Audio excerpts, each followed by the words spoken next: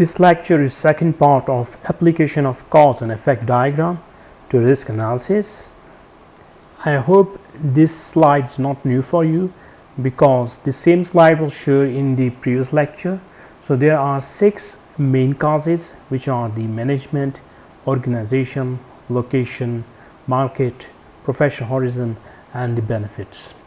And there are 12 secondary causes: lack of efficiency, conflict situation, excessive hierarchy, ineffective communication, peripheral area, poor condition, big demand of specialists, low competitiveness, disprofessionalization, overqualification, reduced salary, lack of incentives. So all these main causes and the minor causes, they are lead toward the effect, and the effect is a company is losing specialists on regular basis. So this specialist maybe is the IT specialist or procurement department specialist or the person who designed some stuff. So you can take the specialist of any kind. However, the problem is a company is losing specialists on regular basis. Although this diagram looks very simple, but this diagram is constructed on some rules. So first let's discuss the rules, how we can place the main causes and secondary causes in this cause and effect diagram. The first rule is for main causes. So we have to club the similar type of main causes at the top, and you have to club similar type of main causes at the bottom. For example, club number 1 is comprised of management, organization and location. So these three are, they share something similarity with each other. For example, management, it's made up of some organization, and organization is working at some location. Similarly, the second club, which is the bottom part of the cause and effect diagram that we are going to discuss, and we have discussed it already, some part of it, is the market, professional horizon and benefits. So market and professional horizon, if there is a market, then definitely there is some demand for the professionals to work with them, and if they work with them, then they allow some benefits. So the club number 1, management, organization and location, they share similarities. Similarly, the club 2 at the bottom part, market, professional horizon and benefits, they share some similarities. Second rule is divisor of minor causes. Minor causes far away of horizontal axis have superiority. For example, lack of efficiency and conflict situation are the minor causes of management. So the lack of efficiency is far away from the center line or the horizontal axis. So far away from the horizontal axis, more the priorities, or you can say that the minor causes which are closer to the major cause has higher priority. So both are same. The minor causes which are close to the major cause or far away from the horizontal axis has got higher importance. So in this case, lack of efficiency has higher importance than conflict situation, or you can say that lack of efficiency has a higher impact than the conflict situation on losing the specialist under the category of management. Once the cause and effect diagram is constructed according to rules such as club similar type of main causes at the top and club similar type of main causes at the bottom, second rule was the minor cause far away from the horizontal axis or closer to the main cause has higher impact on the main cause. So after devising these causes, main and minor causes in the cause and effect diagram, the second phase comes where we assign some values. Although we have constructed a cause and effect diagram, so which comprise of major causes and minor causes, but we don't know that which of the minor causes and major causes are most important and has to be dealt first, and which of the causes major and minor that we can ignore for a moment. So to categorize the importance of major and minor causes, we have to do some calculations, and all these calculations normally are made by lower management and the middle management, because the lower management and the middle management, the people from these two categories, they are rigorously involved in the day-to-day activities, and they know the importance of minor and major things in much detail. So as you can see in this table, the column number 1 represents the major causes, the column number 2 represent the minor causes, and the minor causes has some code like S11, S12. The first number represents the major cause and the second number represents the minor cause. Similarly, S21, S22, 2 number represents the major cause and 1 number represents the minor causes.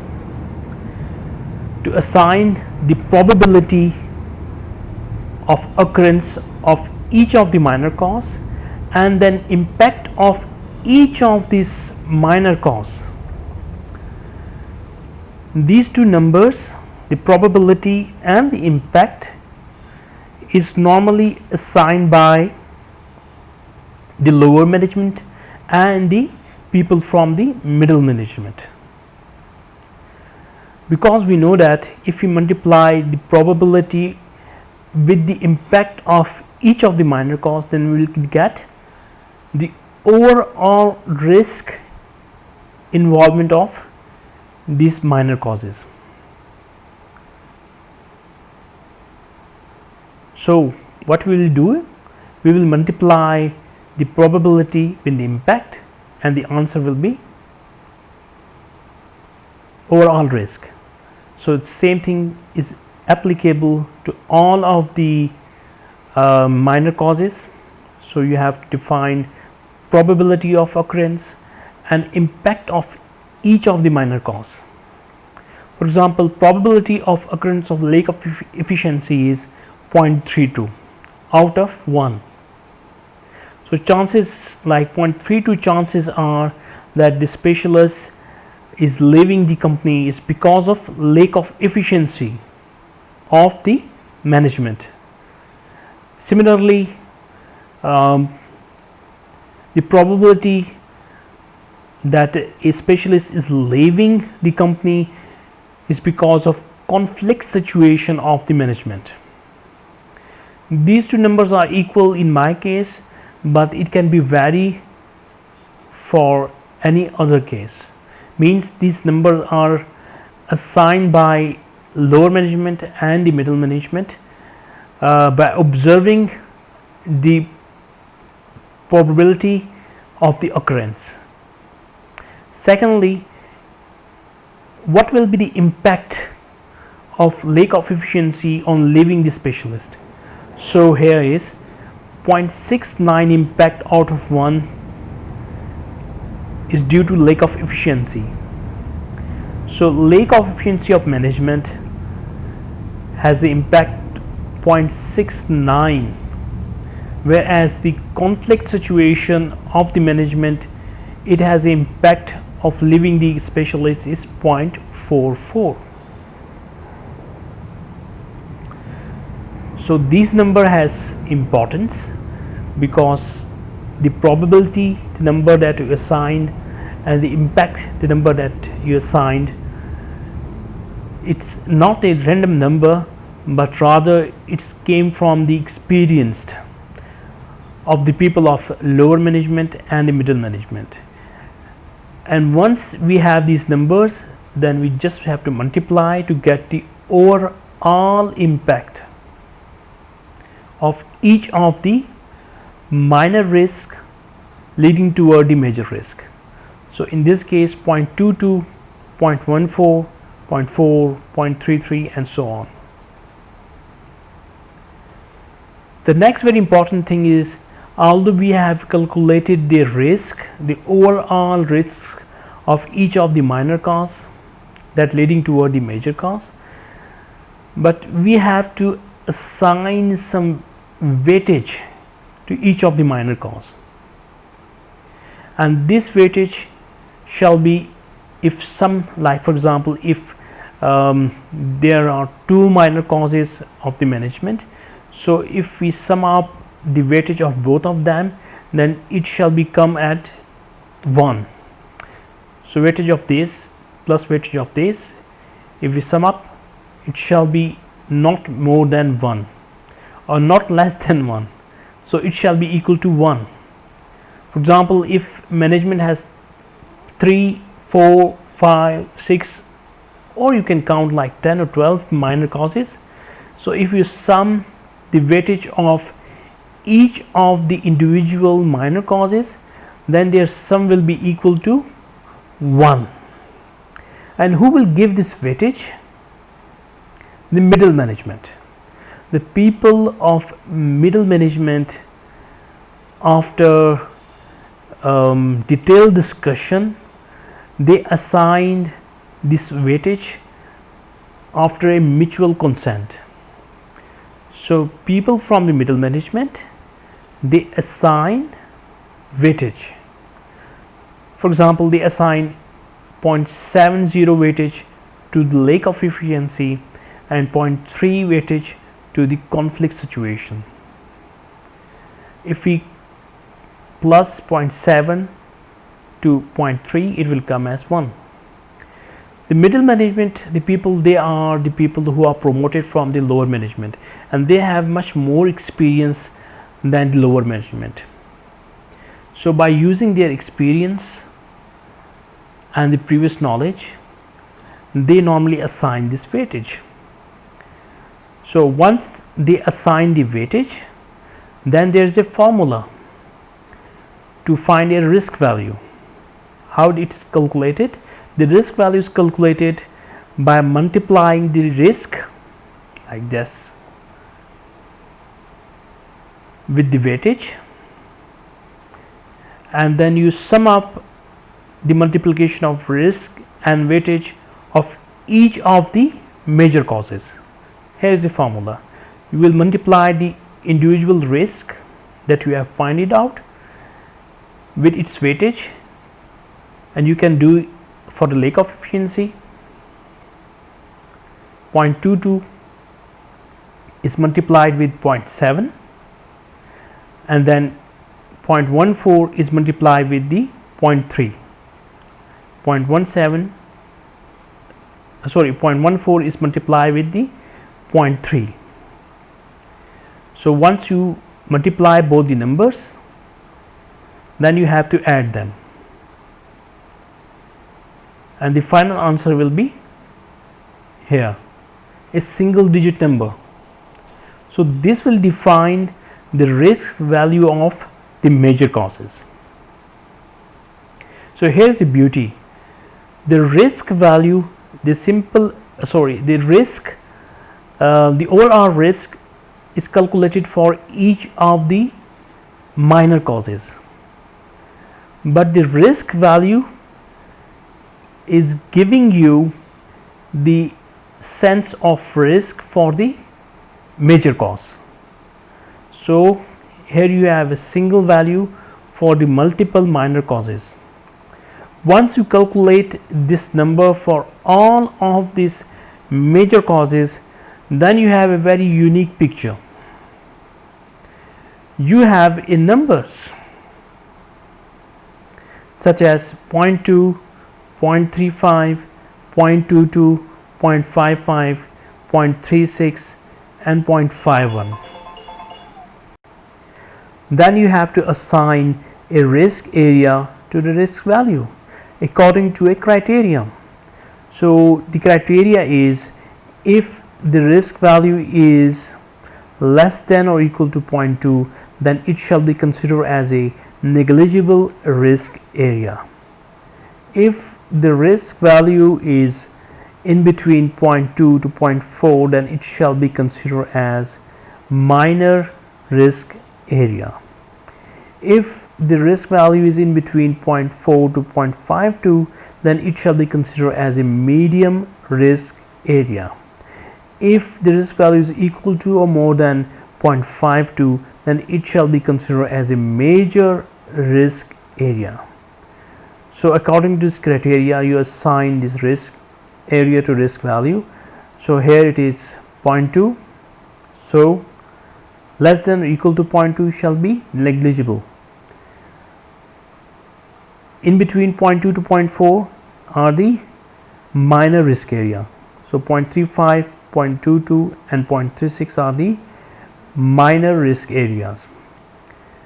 Between 0.4 to 0.52 are the medium. So here is the 0.51 between 0.4 to 0.52, so it will be considered as a medium risk area, whereas more than or equal to 0.52 shall be considered as a major. So 0.55 is definitely a major risk area. So from this table we came to conclusion that the management is negligible risk area, the organization, location and professional horizon are the minor risk areas, the benefit are the medium risk areas, and the market are the major risk areas. Or you can say that you can ignore the management, organization, location and professional horizon, or you can pay less attention to the market management, organization, location and professional horizon, because these major causes are not much important, because of which the specialist is leaving you. Rather, specialist is leaving your organization because of the benefits, or most probably by the market. Either you're giving a less salary or very few incentive to the specialist, that's why he's leaving. So you have to increase his salary, increase incentive, then maybe your specialist will not leave you. But the major governing element is the market. The specialist is leaving you because there is a big demand of specialists in the market, and there is a less competition in the market for a particular type of specialist that is leaving your organization. So the cause and effect diagram leads toward the bifurcation of what is important and what is not much important. So by bifurcation of not so important and more important, you can easily identify the causes which need more your attention, and by maneuvering these major causes you can play with it and you can retain your specialist. So here is the completion of the lecture. If you have any queries, then please let me know via Google Classroom or other social media platforms, and I will be happily addressing your questions or queries at the earliest. Thank you.